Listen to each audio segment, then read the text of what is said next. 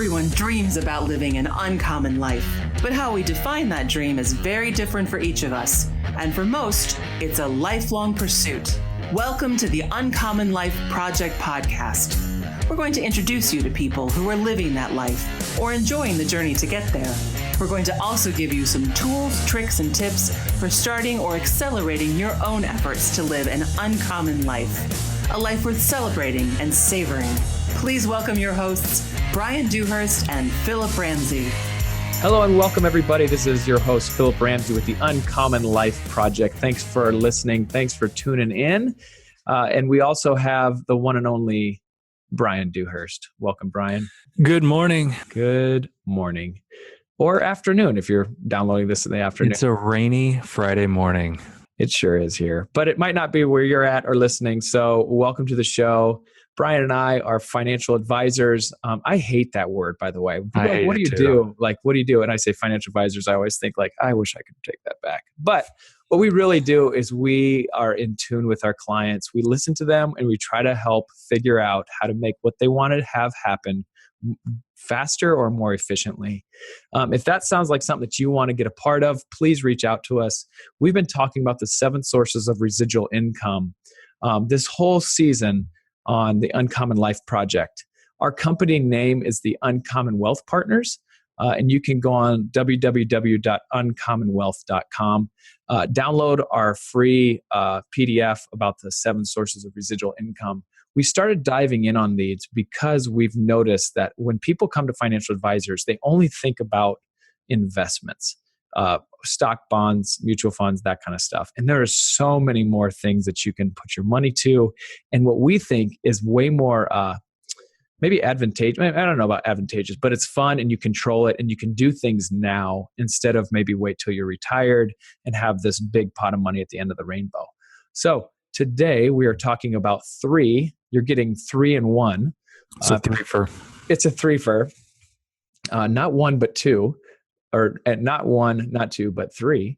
So we're excited you're tuning in. Here's the 3 that we're going to talk about. We're going to talk about affiliate income / subscription model. We're going to talk about royalties. And then we're going to talk about the 7th, which is network marketing. And we're going to kind of blow through these pretty quick. But we hope to give you a taste of all 7. And this is the end of our first season. And we think out of all the 7 sources, these are the 3 that people either forget about or they just don't think that they can do. And we're here to try to prove you wrong, maybe give you a couple insights on maybe your own business or some business that you're thinking about starting that might be able to make it more profitable or make cash flow more smooth. So welcome to the show. Brian Dewhurst, any thoughts before we dive right in? I am so excited about these 3 because I think with technology and where things are headed with social media and the internet, I think these are easier now than ever to start. And like you said, I think a lot of people don't think about them or understand them, although they're using them every day. And so I'm just excited to shed light on these. And, the first season of the podcast is about setting the foundation for the 7 sources of residual income. And when you look at the statistics, most millionaires on average are said to have 7 sources of residual income or 7 streams of income. And I think we interpret that as non-financial advisors, even though we are financial advisors. Diversification is not getting one of those streams from a Roth, one from an IRA, one from a joint account that's all in the stock market. And so we think true diversification is, having real estate that you own that produces cash flow, or owning a business that produces cash flow, or a subscription model business that produces cash flow on top of investments, on top of Social Security, maybe a pension. Mm-hmm. And so truer diversification isn't a balanced portfolio in the stock market. It's having multiple streams of income that come in based on what you're passionate about and what you understand. Yeah, and this podcast has been amazing for Brian and I because not only do we get to now speak into the clients that we currently have, but many more people are tuning in and hearing this uncommon approach to financial advising.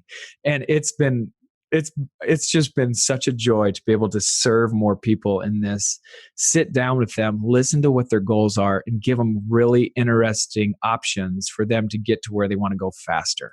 And so that's our main goal, is we like to just hear where you're at, hear where you want to go, give you more efficient ways to get there, and give you options. And we really do feel like our clients and the people that we sit in front of are smart people.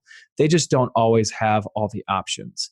And being independent, we can give them many options. In fact, options that maybe you never even heard of. And that's why these three are fun to talk about, because they just aren't readily on top of people's head. So where do you want to begin? Well, this is where I want to begin.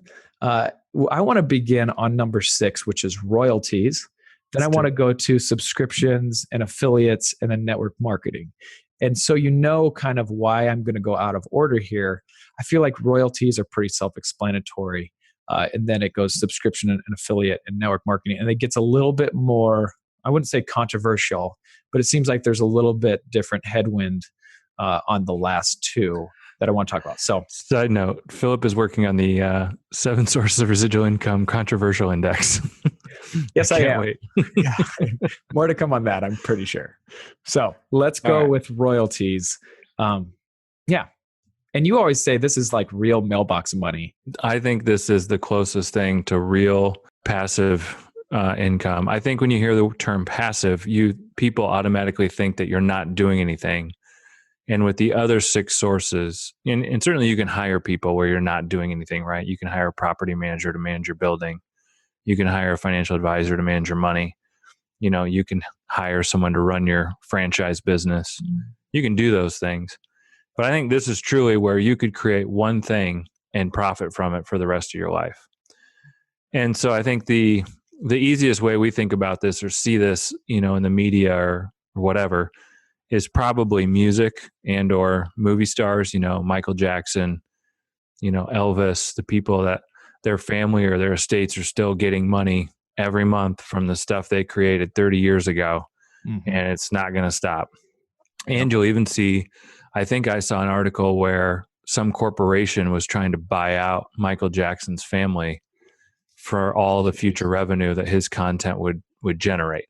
Gosh. So that they would own it and they would buy the family out of his, future royalties. So this is real big business. A lot of movie stars now switched, instead of just getting paid one time to do a movie, they say, hey, instead of getting paid $20 million up front, I think this is going to be a good project. I'll take $10 million up front and I want 5% on the back end of ticket sales.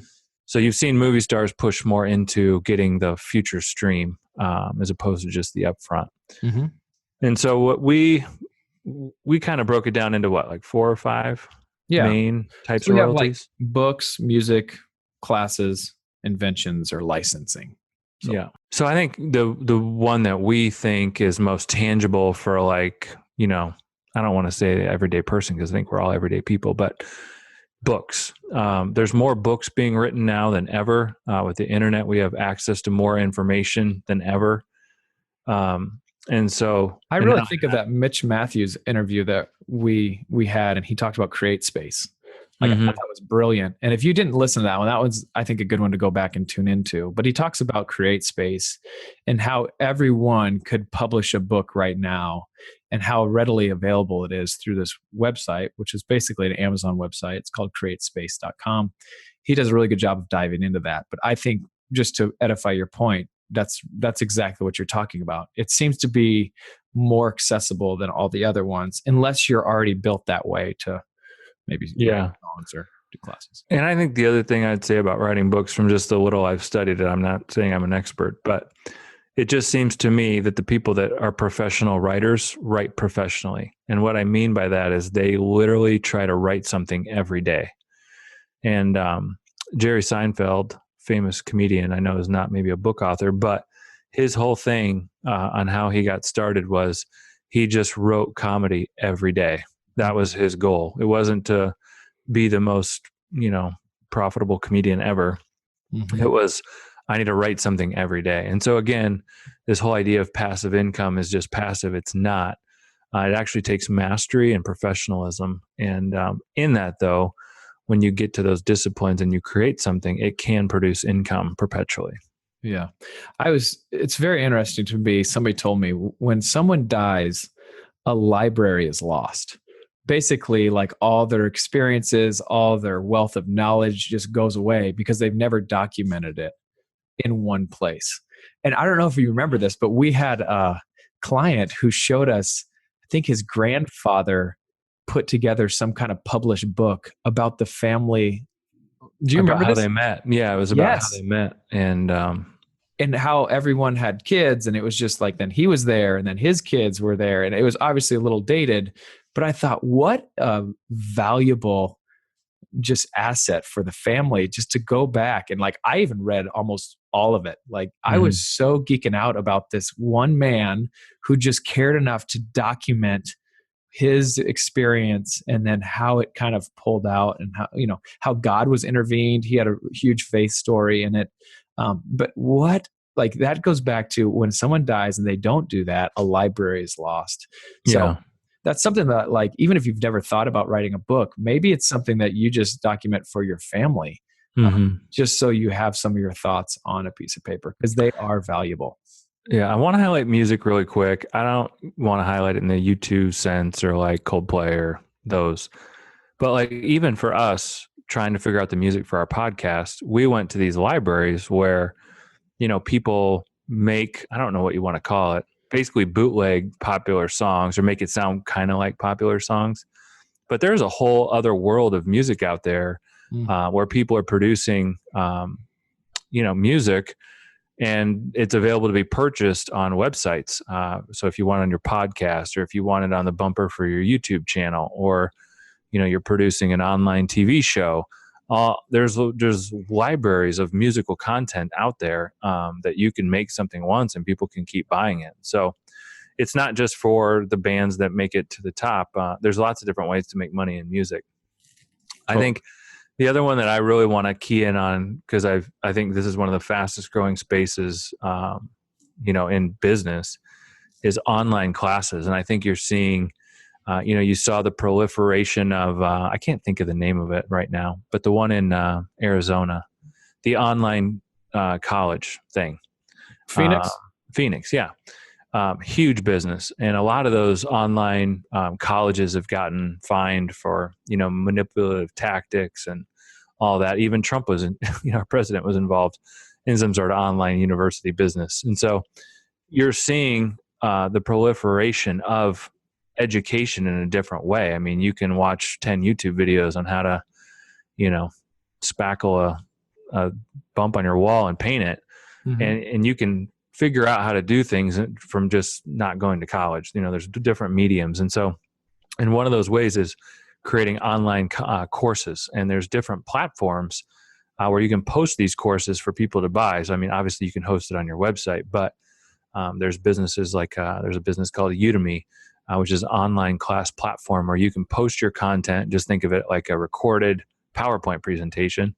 Let's say you think you're an expert in, how to tie fishing lures or something like that. You can post a class that teaches people how to do that and charge for it. And Udemy handles the billing of that, and then you get your cut for that content. So I think online classes are huge. And I think I want to take a step back as we push into this vein, because it's all about what you're passionate about. The reason these things work is because you're super passionate about something very specific. The internet allows you to connect with the 10,000 people that are of like mind or of same interest. And so when you're looking at mastering something, whatever it is, building a course around how you got there and what your understanding of that is a really easy way to monetize that time and effort. You're right. So there's inventions here that you can get patents. We just had a great meeting with a potential client, and he was all about inventions that he made. He just was wired that way. He even said from when he was little, this is just what he did. So he was definitely something that we talked about, inventions, and it got really excited for him and how to align his cash flow in order to make some of those things happen. He was excited about it. So that's just an example. You mentioned fishing. So I think that would be a good segue of, kind of going to the next affiliate income source. So let's talk about the example of the fisherman, and that's their hobby. Tell us, let's walk through that example, just how he can maybe get royalties from that. Yeah. So I think this is one of the biggest things that we're trying to educate people on. And we haven't talked about it specifically, but I want to start talking about it. And we all have hobbies, and hobbies are great. It gives us time to get away. It refreshes us. It's things we're passionate about. But so often our hobby becomes a financial drain because it doesn't generate cash flow.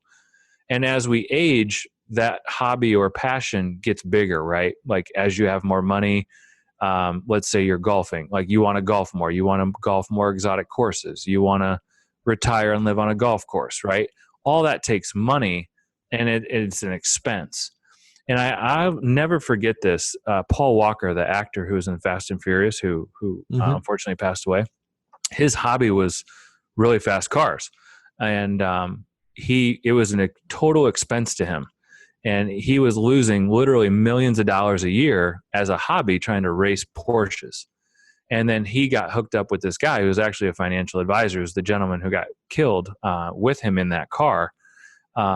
He showed Paul how to turn his hobby and passion for exotic, race cars into a business. And because he made that shift from a hobby to a business, instead of being a total financial drain, it became another source of income for him to explore his passions and expertise outside of acting. And that was, I think, one of the key reasons that Fast and Furious became such kind of a hit cult, movie series, because of his passion and expertise for fast cars. And so that's what we want to show people is like, all right, so let's say you're a fisherman and you love fishing. And we actually, I think in the last 2 weeks have met two people that really love fishing. Yeah. Well, fishing takes a lot of time and patience, and there's a lot of equipment, right? And it's very, like, if you're fishing for walleye, you're fishing for bass, whatever, there's different equipment to go get those types of fish. And so let's say you're doing that, and you're in your 6th or 7th year fishing, and you're on the boat, and you're just like, gosh, I wish there was a product that did this. And you look and you Google and you say, oh, there isn't a product that does that. That's the aha moment of like, man, I bet a lot of other fishermen would like this thing. And you create that thing. You create the prototype, you draw it up, you start talking to some friends and family, you design it, you build it, and you work at it, you perfect it, and like, oh, that material is not good. I got to move the latch, whatever it is. And then you could then take that, because you're not going to probably build a manufacturing facility around that. You're not going to build a business around one product. I think a lot of times when you watch the Shark Tank, they're very good at this of saying that's a really great product idea, but it's not a business, and those people partner with that Lori Grenier. She puts them on the Home Shopping Network, and they're millionaires, and they just license their product. Let the professionals handle the manufacturing, distribution, and all that stuff. But so licensing, let's say you create this fishing product and you say you go to Rapala or whatever. I don't know how you pronounce it. Those are the lures I always remember fishing with my dad. And they build your product, and you had a patent on it or you trademark something, and they pay you every time they sell one of your products. That's how you would get a royalty off an invention. And not starting a whole nother business. But you got to protect your intellectual capital with a trademark or a patent. So that's kind of how, and we're going to use the fisherman as an example as we progress through this show. It's good. Is that helpful? Yeah, that's great. Let's go to the next. I think that we've talked through that enough. Yeah. Let's go to the next 7 source of residual income, which is now subscription and affiliate income. Subscriptions. These are something that when Brian and I are doing our consultations for business owners, it seems like we always, at least Brian and I, will go to, is there a way that we can somehow subscriptionize your business? Because what it does is it smooths out our clients' cash flow. We've gone to that. We've had a business coach who kind of spoke into us and our practice. And when we're doing such different things for clients, we need to get paid different, but it also helps round out our cash flow. And so we really are strong advocates of the subscription model. Let's first talk about it, and then let's give a couple examples of that. Yeah, so subscription model is, I think, one of the fastest growing trends in business. It's basically a monthly fee or an annual fee for a product or service, and it's recurring. And before you discredit that, think Amazon Prime. Like, Yeah. okay. Oh yeah, Yeah. that's pretty good. We've got 5 here in our notes: Amazon Prime, Costco, Sam's Club, Netflix. Yep. I mean, every person listening knows those companies. Yep. Amazon just came out recently because the number was not known, and they just said, "Oh, by the way, we have 100 million people in Amazon Prime." And so 100 million people at $120 a year, you do the math, how much money that is. So, yeah. And now there's so many different types. So what galvanized us with the subscription model and kind of opened our eyes to it, one was our business coach, as Philip alluded to. And then another one of our clients is like, hey, you need to read this book. And it's called The Automatic Customer by John Warrillow. And if you are interested in being an entrepreneur, or if you're interested in the 7 sources of residual income, or you are super passionate about something, I would really challenge you to read this book. It's probably one of the top 5 business books I think everybody should read. So I don't say that lightly. Anyways, in that book, he walks through, there's 9 different models of subscriptions. And so they're not all created equal. And so he breaks them down. I'm going to read them real quick. I don't want to dive into each one, but I think it's important. Sure. The membership website model, the all-you-can-eat library model, the private club model, or like I call that one the velvet rope, the front-of-the-line model, the consumables model, the surprise box model, the simplifier model, the network model, and the peace of mind model. So there's multiple different ways or multiple different products or services that you can offer, which change a little bit the subscription nature to your end customer. Mm-hmm. I think it's important. I would like to go through each one of those quickly and just give an example, because that's great, but I don't know. I think it would be good just to quickly, let's go for the first one. So the membership website model, I think that one, again, I'm a little rusty on all of these, but the membership website model, I think, was pretty much Amazon. Yep. The all-you-can-eat library model, would think Netflix. Yep. The private club model, I think that's Country Club. Yep. Model. The front of the line, I think, is the velvet rope, and that's like where you're paying a premium to get better content. I'm failing to think of one at the moment, but everybody gets that. Yep. That's what that is. The consumable models is think Dollar Shave Club.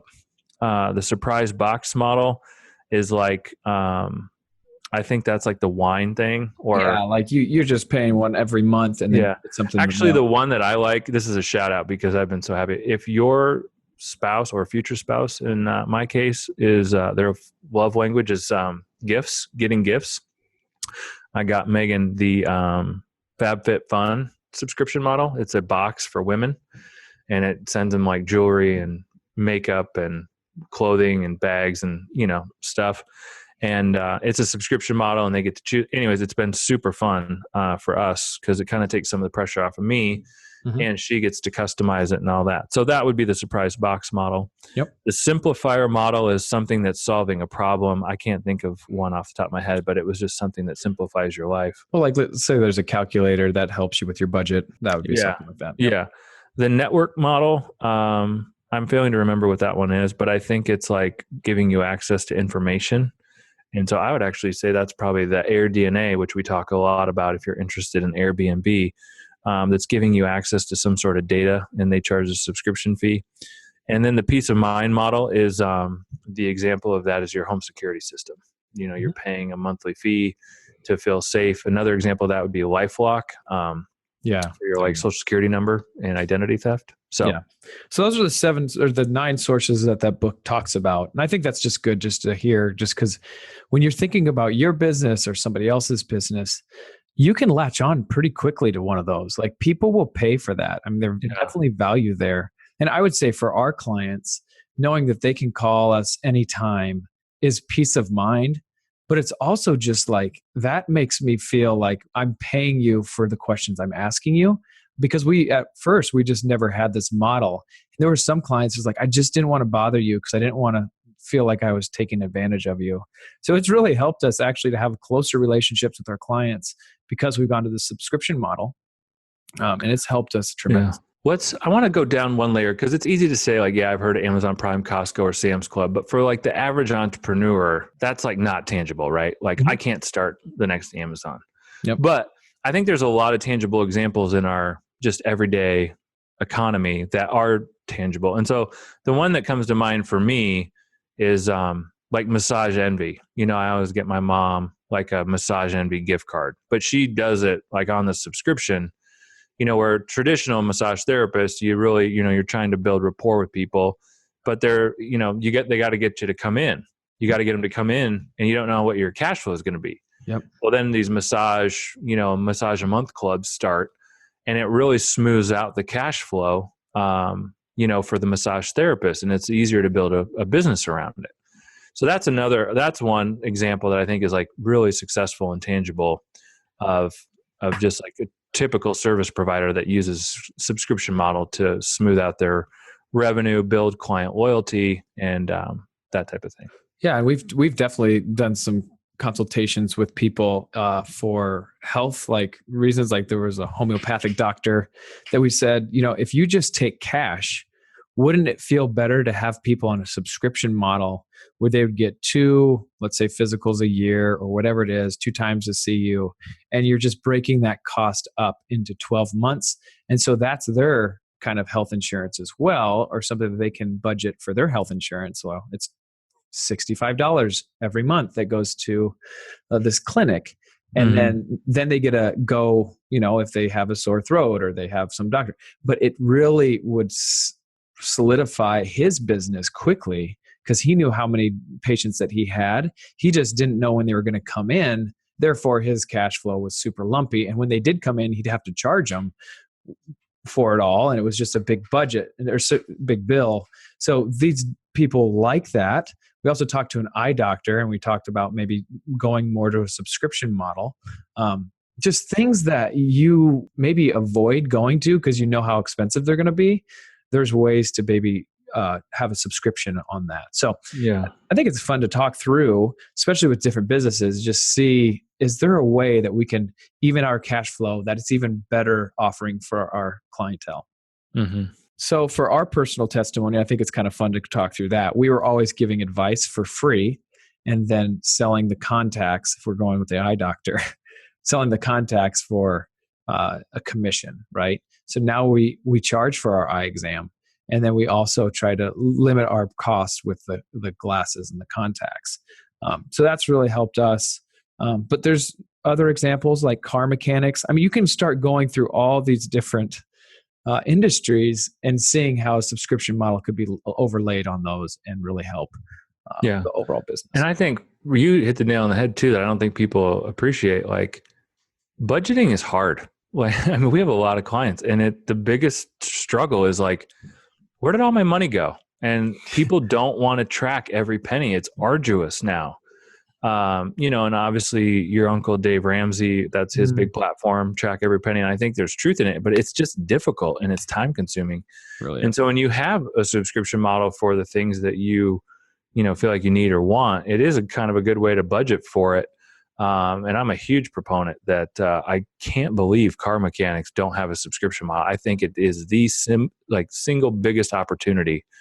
That's like my big business idea, is just because we drive a lot. And it's just like, I would love to know that I'm loyal, like they know that I'm loyal to them. Every dollar I give them is going to go towards my car. And then they don't have to make up stuff that I don't need when I come in because they don't know when I'm going to come in. It's a great point. It just solves so many different things, and you got to get it done. We all need safeguards anyways. I'm off my soapbox. Nice. Okay. So let's go to like the second half of this residual income, which would be affiliates. Now, this is where it starts kind of like getting clunky, and I would say starting to get a little bit of what's the scale that I'm like the controversial index. The controversial index. It starts still again. 7 Sources controversial index. It's starting to slip. But the affiliates, I think this is when. Well, let's just talk about it first, and I can tell us where we can have pitfalls. Yeah. So this is a little bit different than subscription, but it's under the same vein. That's why they're together. Affiliate income is like, we all see it, but I don't think we realize how much money can be made in or is being made in it. Let's say, I think the easiest way is like the recipe blogs, because we're all looking on Pinterest for new recipes. And you find, I don't know what website, or the example I would use is like Pioneer Woman. She was just like a stay-at-home mom. I think they homeschooled or whatever, and she just started posting her recipes on her blog, and then her blog kind of got massive traction, mainly because she was really good and she was super consistent. And so the traffic that was generated from her blog, gets to a point where these companies will take notice and they want to advertise because so many people are coming to your content. She didn't start out with this plan, but then it's like, oh, Betty Crocker wants to advertise on her website, or, whatever, all these different kitchen food companies, right? So then they're paying her because of the content that she's creating, and they're running ads on her site. And so that's a little bit different from affiliate. But then let's say she's like, you know what? I love this knife set. This knife set, I've used it for 10 years. It's amazing. I wouldn't buy anything else. And she puts a little link inside that blog post on her knife set. And people, 20,000 people go and buy that knife set. Well, she's getting a commission for every person that goes and purchases that. The biggest platform for this right now is Amazon. I mean, you can link to almost anything sold on Amazon through your blog, website, social media posts that you do, and they will pay you a commission if someone clicks through that and buys it. So that's affiliate income. You're not charging a subscription to come view your food blog, but because of the content that you're creating and the traffic that you have, you can backlink or link to different things that you like, and you can get paid for it. Totally. And you can see like how this is powerful, because like just in that knife set example, when Susie Homemaker is thinking about it, maybe the knife set people want obviously more clients than they have to sell their knives to. So there's two ways they can do it, right? They can get on Susie Homemaker's TV show and they can have a commercial. But the number one thing that happens for me when I hear a commercial and that amazing voice, Brian has a great radio voice, the amazing knife set. Holy cow. Like, okay, like you tune out, right? Yeah. But if they can pay Susie Homemaker to be like, as I've been using these knife sets for 10 years, I love them. Like, and it's a true testimony of what she likes and what's helped her gain some success and like what she uses in the kitchen. I mean, that is way better money, more efficient money for that knife set company to pay into. So you can see how, like, even like, let's say there's a board game that I like, right? Would there be a, let's say, intermission in our podcast and then have a commercial of the board game? Or it's just like, hey, this is a sweet game I just played. Like, this is why I liked it. Like, that to me is a personal testimony of something that I am passionate about that will sell way more. And it's way more, I guess, accessible to to the listeners and to the radio ad. I mean, you can see this everywhere. But like even on YouTube now, like there's commercials on YouTube. Oh yeah. And I hit the skip, like just skip.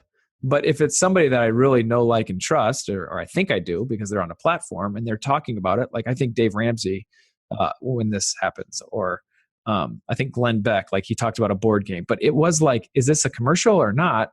Because he was specifically talking about it. So he was just ranting on, and he's like, hey, this reminds me of a game I was playing. And then all of a sudden, halfway through, you're like, oh my gosh, it's a commercial. They're paying for this. They got me. Yeah, they got me. But it's a really smart way to do that. But I think you said something that I want to touch on, and it's that consistency, right? It's having a platform and a following and just being consistent in order to get that. That's a huge component of that. I want to go back because we told the listeners that we would weave in this fisherman example, and I went to Susie Homemaker, so I screwed up. But so really quick, if you like fishing and you're posting videos on where you fish, how you fish, the tackle that you use to fish, and you say, man, I love this lure, and you create that following, boom, you put the link in there. This is where I buy my lures. You could get a commission for everybody who clicks on your link and buys those lures. And so this is another way that I think it's important to turn a passion from an expense and a time suck, not time suck in a bad way, but it does take time. That's why I stopped playing golf, because it's like, I don't have 6 hours every once a week. I just don't, not in this season of life. But, if you want your passion to become more of your full-time gig, because we ask people all the time, what do you want to do? Like, if you won the lottery tomorrow, what would you do? Well, I would do this. And it's like, well, why aren't you doing that right now? Well, time and money. Well, if you could get paid to do those things, would you do them right now? Well, yeah, of course, I'd do it way more. Well, these are the ways that people are doing that. Like, these three sources, in my opinion, are very important in how you step out of your day-to-day, whatever you don't like doing, and you want to step closer to what you do like doing.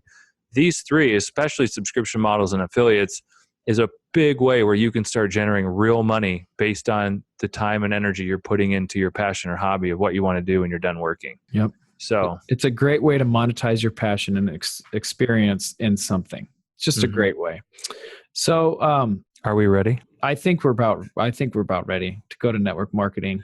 I would say the downside of affiliates, just so we can kind of talk about that quickly, is that you start doing things too quickly and you lose your credibility and reputation, that you're just whoring yourself out there. Like that's just okay. Yeah, we're there. But like, I think that's something that Brian and I have talked about just in our practice, is we always want to be uncommon, which is great, but we don't want to do things that are common. For example, a newsletter, and send our newsletter out every month to our clients. Like, okay, we're not going to do that unless that newsletter is something that you actually are excited to get every week or every month, and you're going to read it. So then I would rather do things that are going to be a little harder, but it's going to create more value that other people are going to find valuable, than just do something that everyone else is going to do. Almost to the point where people would be willing to pay for it on its own. Yes. Like a standalone, well, I'd give $3 for that. Yes. A month. Yep. And maybe we wouldn't ask them to, but exactly, it would be that type of pull. Exactly. There's an example that I always remember. I love Acuras. Like, this is not a commercial. They have not paid us, but if they want to pay us, if they want to sponsor us, I'm in. We're all in. We're totally selling out for this. So but Acura, they would send a quarterly magazine. And I'm telling you, everyone, I read every stinking article, every page of that. And it was like Christmas when I got it. It was like, how do they know me? Like, dog sledding in Alaska? I need to read it. Like architecture, like that stairwell. How did they make that? Like, just stupid things, had nothing to do with cars, but it inherently made me more of an Acura follower than I ever was. And I was a pretty big Acura follower at that point. So there's ways to do things, but if you do it too quickly, back to my point, you'll lose credibility, and you'll also lose value. And so there is a very, I would say, delicate part there. And it reminds me of that interview that we did with Nadine Habaker. And we asked her, how do you get paid for your art? She's like, oh, what do you mean? Like, I just love to paint. Like, oh, so there's no money in that at all for her. She's passionate. She's consistent. And it doesn't matter if she gets paid or not. She's going to keep painting. And because of that, she gets paid, right? So, all right. Lead with the passion, not the money. Yes. Okay. So that's actually a beautiful segue into network marketing, everyone. I nailed that for you. Thank you. We obviously have differences of opinions on this. It's been good for me on the show, listening to like a Doug Shiplett, like a man that I truly respect, doing it the right way. So I think we should probably start by saying, in any profession, in any professional setting, there's going to be Gomers and there's going to be rock stars, right? Everything. Realtors, financial advisors, network marketers. Yeah. There's always going to be this polarizing where there's good and there's bad. So definitely. Go ahead. You want me to do the pro?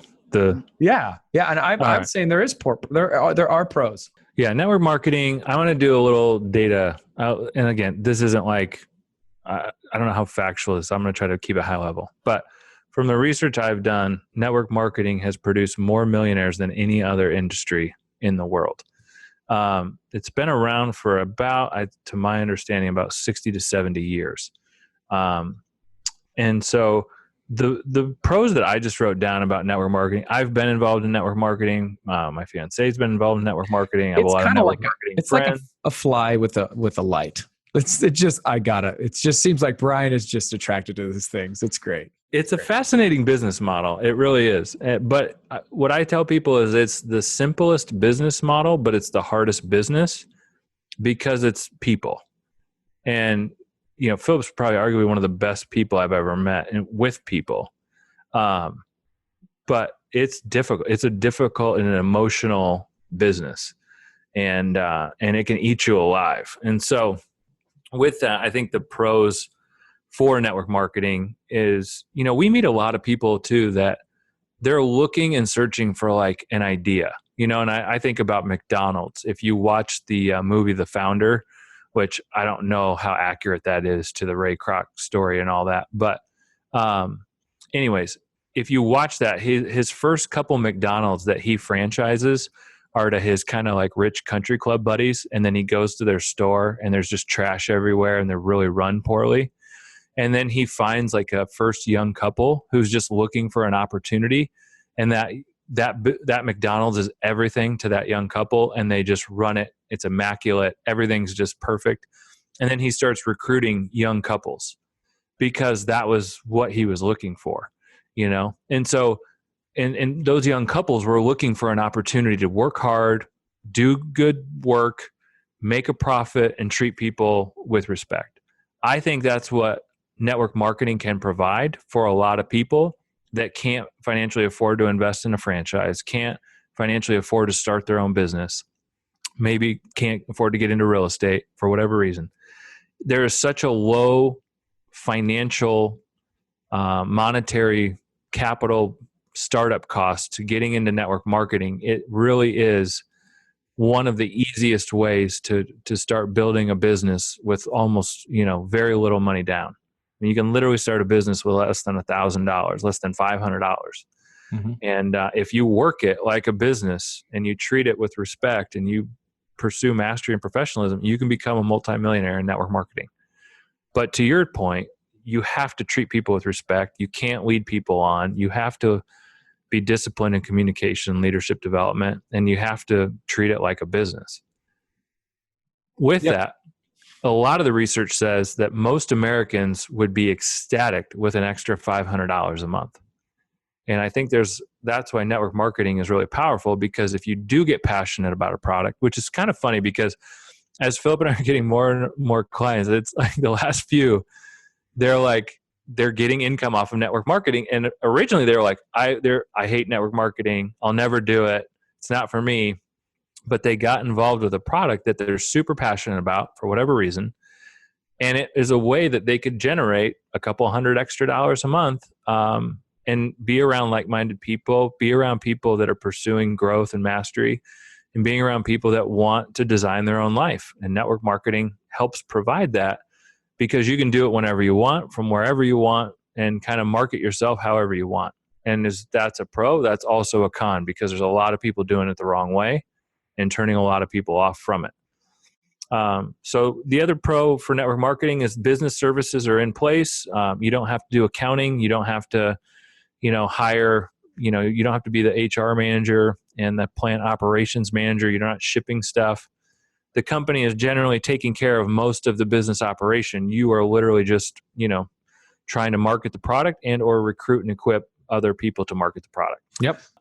You can do it in the pockets of your time. So it's easy to do, if you're a stay-at-home mom, when the kids are down for a nap or they're at school, or if you're working 2 jobs. I mean, it's easy to fit in nights, weekends, lunch breaks, morning, that type of thing. You can build it on your own terms and your own time. And then I think finally, the biggest thing for me is that, you're part of a community. You're part of like-minded people that want to grow, that want to design their own life, that want out of the rat race. They're passionate about similar things, whether it's the product or a service or, hiking, whatever it is. They're people moving in the same direction. And as we get older, it's harder and harder, I think, to make friends, or it's like maybe more awkward. And so it's an easy way to just get connected with people and feel a part of something and move forward. So those are kind of the pros that I listed off. I think those are all pros, and I think they are developing. But like in everything, there could be a million millionaires being built from this thing, but there's also a lot of failures too. And so that's something in any business, that's risk. I would say, although the cost of entry is very low, the reputation cost could be high. And this is what my advice to network marketers or anybody in any business, this is what's helped us get success to where we're at today. And it's something that I learned early in this industry, because at first I thought everybody that knew me would just throw their money at me like this is easy. That was not the case. And I remember the first time I finally had a meeting it was actually my sister and brother-in-law come into our house after I got in this industry. And I could not wait to get my first clients in my head, right? So they come and I just couldn't wait to, like, when do I get to talk about it? When do I get to talk about it? I can't wait to talk about it. When is it? Is it now? Is it now? Is it this? Okay, like, and the first 45 minutes, it was like they were Charlie Brown's adult parents. Like, it was like I didn't hear a word they said, not a word, because I was so focused on what I wanted to do and what I wanted to say, how I was going to get them as clients. But I was very selfish in my actions, and I didn't even hear anything they said. Anyway, I was super convicted about 45 minutes into it. By that time, like, no clue what they're talking about. But I, again, did the thing that I do best, which was be selfish, and thought, like, I need to stop and just listen. Like, this is my sister and brother-in-law, like, people I love. And I'm too selfish to even be present with them. And for the next maybe 25 minutes, I was just like dialed in, probably more than I've probably been in a long time at that point. And just present. Where are they at? What are they struggling with? How are they doing? And at the end, it was spectacular, because they were like, okay, Philip, tell us about your job. And it was like a softball lob. It was funny. I was like, you know what? It's okay. Like, I was at that point just so beat up, like, I am such an idiot. And I didn't even talk about it. So my advice to people in professional settings, people in networking, is lead by example. Be present with people and let them come to you. How are you doing what you're doing? How are you being such a big giver? How are you living the life that you've always wanted to live? It seems like you're always super happy. Let them come to you. And even today, like, I learned from that moment in my past to be able to, now when we're with people or I get to hang out with people for coffee, the last thing I want to talk about is what I do. I want to know more about them. Where are they going? And maybe some ideas or some strategies that helps them get there. But never once am I thinking about, I want them as a client. In fact, I would say it's probably the opposite. Like, hey, like, I just want this person as a friend. And when you lead with that kind of enthusiasm and passion and true, like, thinking about for the best interest of the other person, you'll get clients like crazy. And people will come into the door, and when they do want to ask you, they're ready to listen. Instead of just giving your opinion when no one's really listening, it just seems like it's a hard thing. So that can be probably advice for anybody in any industry. But for us, at least for me, it's our job is to care for people and service them, right? Be good stewards of what God's given to you today. And for me, it's just listening to people. Where are they at? And how can I help them get to where they want to go? So that's helped us in our business, because I think there's a lot of financial advisors who do a very network marketing way, and they're gomers, as we talked about earlier. But I also think there's, at times I was gomer, right? And I probably still am a gomer. And so it's not beating ourselves up, but it is about serving other people and serving them well in such that it's attractive enough for them to ask, tell me what you're doing. How are you doing it? And like Doug Shiplett, like, having him on the show was like, he was like that. He's a rock star. Let's just say that. And he does it the right way. And so if you can do network marketing the right way, it doesn't have to be a high reputation cost. And if you don't do the affiliate too fast, right? Like, try to sell people too quickly, it can be a powerful business model. And if you truly believe in the product, eventually people are going to ask you about it. So anyway, I got on my soapbox a little bit there, but I didn't want to just completely slam network marketing, other than, like, everybody has this in every industry. There's gomers and there's rock stars. Be a rock star and put others in front of you, and let people come. And hopefully that's some advice that, I don't know, people can take some. Excellent. So those are the 7 sources. You want to tell you anything else about network marketing? No, I think it's more prevalent than people think. And I think with how margins are being cut with Amazon and online retailers, it is a viable way for companies to launch products now, outside of those traditional channels where margins are getting cut so dramatically. So I think it's going to be more important as a future business model or source of residual income as things progress. And I think you're going to see more companies launch their product in that way. I think also you're starting to see bigger companies kind of leverage that type of model. I know Tesla, a company that I'm very bearish on, uses that for people that refer friends that buy a Tesla. For those of you who don't know what bear is, it means that he thinks it's going to zero. So I mean, you're seeing a lot more. Verizon now has, referral network benefits, that type of thing. So I think you're seeing a lot of traditional businesses start to leverage some of the stuff from network marketing. And so it is a viable way to monetize your passion and design your own life. And I'm glad that we talk about it, and I'm glad that we get both sides of it. And I think it was very informative. Yeah. So there's our 7 sources of residual income. The biggest thing for me is like, how do people now weave them together? Right? Like I've got a couple, I think I might have something. It's like you have parts in your garage for a Ferrari, but they're on the shelf or you don't know how to put them together. You need a plan. You need a plan. And that's where Brian and I feel like we can step in and show you not only how to put them together, help kind of master that together. And at the end of the day, you're the one who's putting the tools together. You're the one who gets to drive it off the lot. But we try to empower other people just to take control of where they're at with some of these 7 sources. And then we can help as much as you guys would like to. And so, man, it's been fun this first season. Thank you for tuning in. We've had amazing guests. We're excited to roll into season 2. But yeah, you've been listening to the Uncommon Life Project. I'm your host, Philip Ramsey. And I'm Brian Dewhurst. Thanks for listening. Thanks, everybody.